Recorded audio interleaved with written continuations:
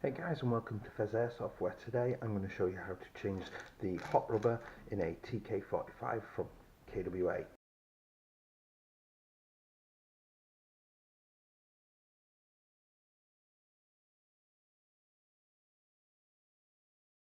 Hi guys, and welcome back. If you are enjoying my content, please do consider subscribing. It helps me keep making the videos and helps me grow my channel so I can keep bringing you great content. So today we're going to get straight into changing the hot rubber on this TK45 brand new out from KWA.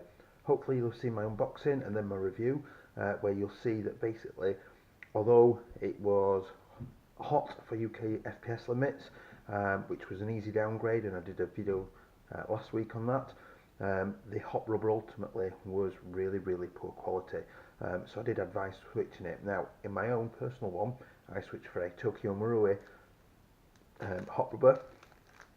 My friend here, this is my friend's TK45, he's decided to go with a poison apple hot rubber, so that's his personal choice. It's a nice soft hop rubber in there.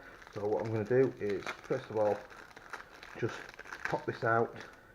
Nice soft rubber, and it's got a nice solid notch in the top to push down, or hop bucking as a lot of people like to call these.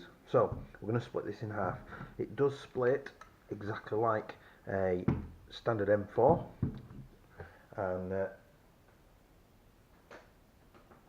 to help me do that, I'm just going to use a couple of tools just to push on the pin, and there we go, just get it started, get those out of the way. So I'm going to push the pin out the rest of the way. It is quite a firm, stiff fit. Now the pin is locked in place. There's a groove on the inside of this pin here. Hopefully you can see that there. There's a groove and there's a pin inside of here that keeps it locked so it can't come all the way out, so you can't lose it. Quite a nice feature, more and more common in weapons these days. So next thing, I'm going to release it. So release the charging handle and it should just separate quite quickly and easily and comes all the way out. So there we've got the lower receiver assembly, gearbox, top of the gearbox and everything. That is primarily based on a version 2 gearbox. I will do a takedown video shortly. So inside here, this is just a piece of plastic that clips in, and note that you should be able to see here, there's a hop up wheel and it sits behind part of this brace here. Now this does just lift out and it helps to keep the hop unit located once it's sat all together. So we're just going to slide this out. I'm going to make sure the spring comes out with it. So we've got our hop assembly, which is basically a proprietary hop unit, as one of my subscribers has highlighted to me. This spring helps to keep it pushed back from the outer barrel and against the gearbox, help to keep your air seal tight. So what we're going to do is we're going to remove that spring and keep that safe. Next thing we're going to do, you've got a rubber O-ring round here. Now this rubber O-ring is kind of sat in a groove and keeps the adjustment wheel in place. Okay, so I'm going to make sure the hop's fully off, which it is. I'm going to get a tool. So what I've got here is just a small, relatively small flathead screwdriver, just a wedge down the back of the O-ring, just to help me prise it off there, nice and gently, and get it up and over these notches and out of the way. Now you can see there straight away that's come loose, and rotate that, this will only come off wiggling it about. There we go. So now we've got no adjustment wheel. This little notch here sits in a groove, as you can see there. This groove here, this is what this little notch sits in to adjust the hop inside. Okay, so next thing we've got here is this barrel clip here. Now one of my subscribers was messaging me the other day, and he's almost got a Crytek M4 hop unit fitted, just with a little bit of filing down, and he's going to have a little bit of a work at it and see if he can get in there fully. So it may be possible to get standard M4 hop units in there with a little bit of modifying. I have found that there is more than enough adjustment on these though, if you're happy with it. So remove the barrel clip, and that's got a groove inside it, and it's got a shorter, longer at one side, shorter at the other, and then we've got a brass barrel clip there. Now, if you know, what I've done is I've spun the hop upside down, so this is the feeding tube where the connects into the top of the magazine. Now, the reason I've done that is if there is a little tensioner on the inside of here, and I keep it up right way up, chances are it may drop out if it is loose, and then it's a pain to A, find it, and B, get it back in position again. So I'm just going to leave that out of the way. So here we have the standard KWA hot bucking. It is, when you compress it, the part that lowers down onto the BB is split into what looks like 3 or 4 sections. If anything, I'd say it looks like it was a worn old rubber as opposed to a brand new one. Doesn't feel very nice quality, so we're going to get that out of the way and bring in our much softer, nicer Poison Apple Airsoft rubber. So on the underside of the barrel, just like any normal standard Airsoft AEG barrel, there is a groove, and in the rubber itself there is a nice little notch in there to show you where to line it up and slide it on together. So nice fit. We'll bring the hop rubber in, again hops upside down, and I'm just going to gently wiggle this in.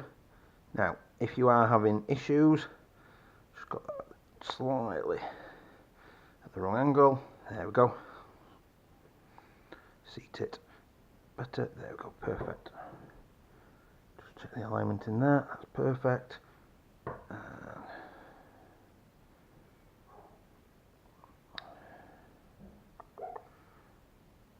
there we go. So I've got it pretty much in place now. The hot roller looks like it's a tad too big. Now, I don't generally approve of this method, but sometimes needs must. So what you may have to do is you may have to just trim down just a couple of mils off the actual hot rubber itself, just off the end, although not ideal, just to help make sure it sits out of the way of anything that might lock the hop in place. So I'll just get this out, I'll trim it down, and we'll come back in a second. Okay, so I'm back. I went to trim down the Poison Apple one and noticed that there was basically a tear in the rubber, which effectively rendered it useless. So I've got a Garda silicone hot bucking that I'm going to install instead. So I've just trimmed it down just ever so slightly. Again, there's a notch inside the rubber. You can see like a line ridge running down the length of it.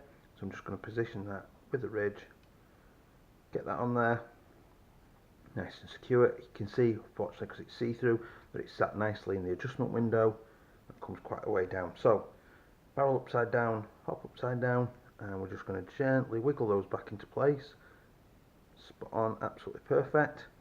So putting the clip back in place, the longer goes to the front, the shorter bit coming out the back goes at the back, and that will just click into place, and it will sit flush. You know it's in the right place when it does sit flush, so it might take a little bit of jiggling about to get into position. Those clips, oops, right at the back, so the hop needs pulling right forward. There we go. So as you can see there, it's gone pretty much, there we go, flush with the hop unit. It's not sticking out anywhere, and it's sat nicely. So next thing we're going to do is we're going to get this back in place so we can check the adjustment. So we'll just slide this back up the barrel, remembering that the little notch there sticking out the front should sit in this little gully that's inside this adjustment wheel. So we should, and we can now see, as I'm turning this wheel, this bar is going up and down. So if I turn it fully on so it's at its maximum lowest position, like that, I'm just going to look down the barrel, and I can see that I'm not sure if you'll be able to see that or not, there is the nub, or the bucking, whatever you would like to call it, has been tensioned right down into the barrel. So next thing I can do, make sure the hop's fully off. In comes the rubber O-ring that we just roll back into place, clip in, perfect. The hop is fully off. Make sure that the brass barrel stabilizer goes in the front and sits inside the front of the hop unit there, and that just keeps the hop unit and the barrel stabilised against each other. Bring back in the spring. Spring sits nice and firm in there. So we've reassembled our hop unit, it's ready to go in. What I would advise is, if this is a brand new one that you're doing this to and you've not chronoed it yet, I would change your hop rubber first, then chrono it to see what the FPS is with this setup, and then adjust your spring and your FPS based on what you've found. This method, although I've done this on a recoil version, is absolutely perfectly identical to the the TK45C, which is the non-recoil version. So that's in there, nice and springy. So remembering before, this sits inside that gap there, so I'm just going to push this forward. You will notice that this piece of plastic does sit in a groove on each side of the upper receiver, so I'm just going to centralise that, click that into place, and that locks it much further back. So I'm then going to bring this back in, making sure that the pin's out of the way, which it is, and make sure that the dust cover is out of the way so it doesn't catch on the body pin. And we're just going to gently, shouldn't need to force it at this point, it should just happily wiggle in, pretty much trouble free. See, if the dust cover pops open, it gets in the way of the body pin, so just move it back in again and it clicks, and then push the pin back in, keeping pressure to keep the two halves together, and it should click back in like that, and that's it. Quick, simple job, 5 or so minutes, and you've changed the hop rubber from what is quite a poor quality one to a highly good quality one in just a few minutes. So thanks for watching, guys. Hope you enjoyed the video, and I'll see you next time. Thanks, bye.